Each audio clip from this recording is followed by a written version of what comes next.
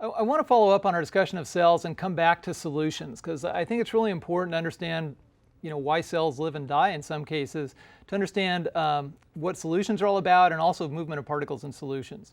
So an aqueous solution is, again, as we defined, composed of a solvent of water and also dissolved solids in that solution. And when we define aqueous solutions, we define them by the solute concentration. So for example, a 5% starch solution is composed of 5% starch, but what's unstated there is that the rest of it is 95% water. So again, it's assumed to be an aqueous solution, so the balance will be water. Same thing, if we had a 0.7% saline solution, that's a salt solution. What that means is that it's 0.7% salt, but 99.3% water. And again, that kind of goes unstated, but it's important to know that about solutions. Also, again, when we're talking about aqueous solutions, then we have particles that are concentrated but able to move. And so there are all kinds of collisions that occur there. And so this movement of particles is called diffusion. And diffusion is the movement of particles in a solution from an area of higher concentration to an area of lower concentration. So we call this following a concentration gradient. So particles will collide with one another and then disperse themselves according to concentration, and eventually evenly disperse themselves in a solution.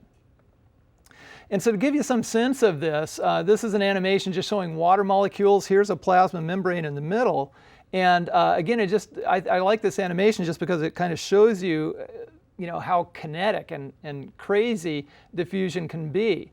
And also, this is a very realistic depiction of a plasma membrane, and this is a pore protein here, this blue area. And so you can see that water molecules are trying to slowly move through this membrane. But basically, particles get moved around in solutions because of collisions. They get knocked around. And so they go from where they're more concentrated to where they're less concentrated.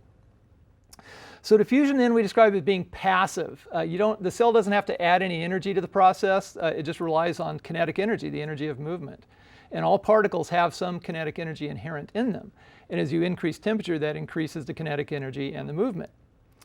So particles tend to follow their concentration gradient. They go from where they're more concentrated to where they're less concentrated. Particles will eventually disperse themselves equally in a solution as a result of these collisions. And that reaches a state of equilibrium then. So again, the idea here then is that if you have particles that are highly concentrated, they will eventually disperse themselves evenly in that solution as they collide with one another. So factors that affect the speed of diffusion: temperature. As temperature increases, kinetic energy increases, the rate of diffusion increases. Particle mass. As the mass decreases, speed increases. So the lighter it is, the faster it diffuses. And concentration gradient. The greater the difference between the area of high concentration and low concentration, the faster the particles diffuse. Now, there are a couple of special cases of diffusion. One of these is osmosis. Osmosis is the diffusion of water through a semi-permeable membrane. So when we talk about diffusion, we're not just talking about the solute particles. It can be diffusion of water too. And water is just like any other particle. It will follow its own concentration gradient. So when we talk about osmotic pressure and osmosis, we refer to solutions as either hypertonic, hypotonic, or isotonic. A hypertonic solution has what we call a greater osmotic pressure. What that means is that the solution is acting as a chemical sponge. It will draw water towards it. The greater the osmotic pressure, the greater its capacity to draw water towards it. So hypertonic solutions gain water. So that's an important concept to remember. And they generally have a greater solute concentration. So we will be defining hypertonic solutions as having a greater solute concentration. So that means they have a lesser water concentration, and so they draw water towards them. A hypotonic solution has less strength, if you will, or it's less thirsty. That's really kind of what the word means. Hypertonic means hyper thirsty or very thirsty. Hypotonic means less thirsty. And so they tend to have a lesser osmotic pressure. Again, they have less ability to draw water. They tend to lose water to hypertonic solutions and generally have a lower solute concentration, and that's how we'll be defining them, as having a lower solute concentration. And then isotonic solutions, the prefix iso means the same, and so isotonic solutions would be those that are separated again by a plasma membrane, and here they would have equal osmotic pressures. They would not gain or lose water, and they generally have equal solute concentrations. So let's look at an example. Here, let's say we've got some kind of a tube. We've got it separated by a semi-permeable membrane.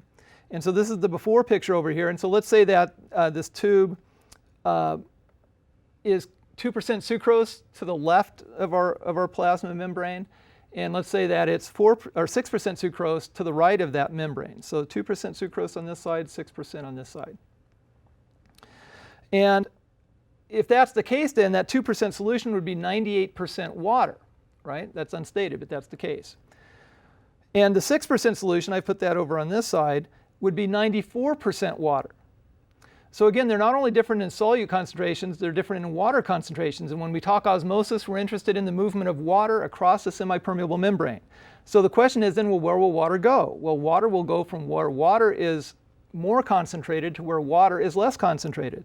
98% water on this side, only 94% water on this side. So water is going to diffuse from the hypotonic solution, which has a lower or lesser solute concentration, to the hypertonic solution. So again, the hypertonic solution is the thirstier solution. It's a chemical sponge. It's the solution that draws the water. So water will move into that solution, and that drives the water level up in the solution. And eventually they will equalize in terms of concentration. Eventually they'll equilibrate at 4% sucrose, which would make them both 96% water. And I think I had some of the numbers wrong before, but I think you get the idea. Okay, so let's look then at a realistic example which can happen in the bloodstream. Let's say you have a red blood cell that's 0.7% NaCl, and let's say that the blood plasma outside that red blood cell is 1.7% NaCl. Well, 0.7% saline would also mean 99.3% water. 1.7% saline would mean 98.3% water. And so again, let's assume where would water go, or we have to decide where would water go. Well, the greater solution with the greater solute concentration we're going to find as the hypertonic solution. So water is going to diffuse from the hypotonic solution to the hypertonic solution. Water is going to follow its concentration gradient from where it's more concentrated to where it's less concentrated.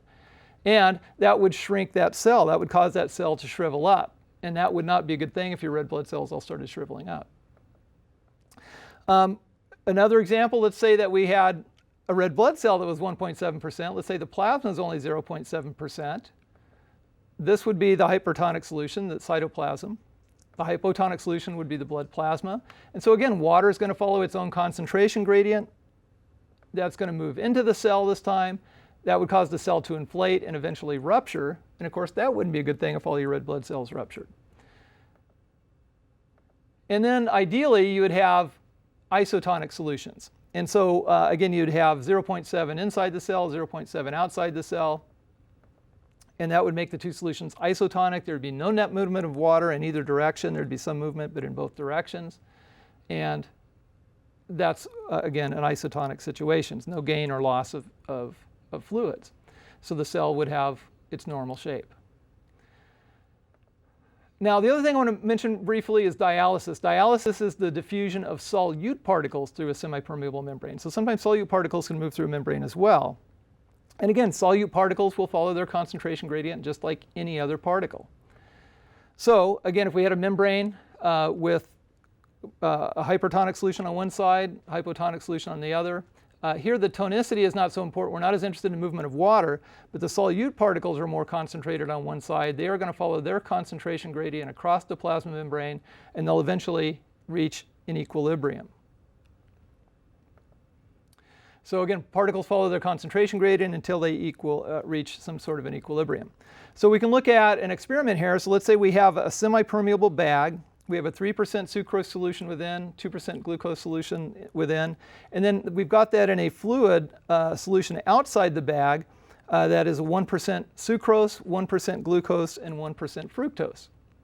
So if we look at, first of all, where sucrose is going to go, 1% sucrose outside the bag, 2% or 3% sucrose inside the bag, that sucrose is going to follow its concentration gradient and diffuse out of the bag. If you have 1% glucose outside the bag, 2% inside the bag, glucose is going to diffuse from the bag to the outside solution. If we look at fructose, again, the plasma is 0% fructose, or excuse me, inside the bag is 0% fructose, outside the bag is 1%. And so fructose is going to follow its concentration gradient into the bag. And so one of the things I want to note here is that particles can move in opposite directions. Everybody doesn't have to go in the same direction. They just follow their concentration gradient. And then also we would have to consider water. So inside the bag, it's 95% water. Outside the bag is 97% water, so water is going to follow its concentration gradient. And so osmosis could also be occurring in this particular example, and water would osmose into the bag. So again, by regulating concentrations of solutions then, within the body of an organism, it can determine whether water moves into a cell or out of a cell. And this can be a big problem for the actual physiology of an organism itself, but also organisms, single-celled organisms that are living out in environments. If an environment gets too salty, that can determine whether water dehydrates the organism or water moves into the organism or not.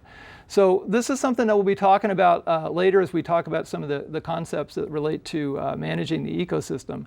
But regulation of fluids is a big deal for organisms in nature, and that all comes back to diffusion, osmosis, and dialysis.